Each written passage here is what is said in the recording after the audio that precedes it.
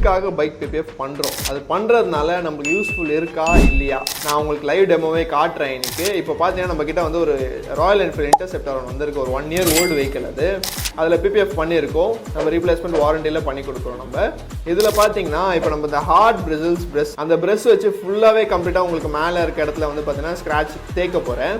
இப்போது அது அந்த மாதிரி ஆகிடுச்சு, டல் ஆகிடுச்சு, அது எப்படி போகும்னு பார்த்தா ஜஸ்ட் வைப் அவுட் பண்ணாலே போயிடும். அப்படிலாம் ஹாட் கன் அப்படிலாம் வெயிலில் நிப்பாட்டினாலும் பார்த்தீங்கன்னா இன்ஸ்டண்ட்டாக ஹீல் ஆகிடும். உங்களுக்கு பார்த்தீங்கன்னா செங்கல் வச்சு ஃபுல்லாகவே கம்ப்ளீட்டாகவே ரப் பண்ணிட்டேன்.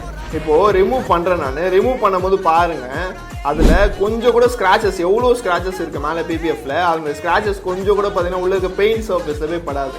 இதுதான் பிபிஎஃப்ன்றது. பிபிஎஃப் பொறுத்த வரைக்கும் பேஸ்ட் ஆன் ஸ்கொயர் ஃபீட் தான். கண்டிப்பாக நல்ல மெட்டீரியலாக பிபிஎஃப் பண்ணுங்கள். மேபி எதனா பிபிஎஃப் பற்றி டவுட்ஸ் எதனா இருந்தால் கண்டிப்பாக ஏஆர் ஆட்டோ ஜீட்டில் இருக்குது, கால் பண்ணுங்கள், நான் உங்களுக்கு கைட் பண்ணுறேன்.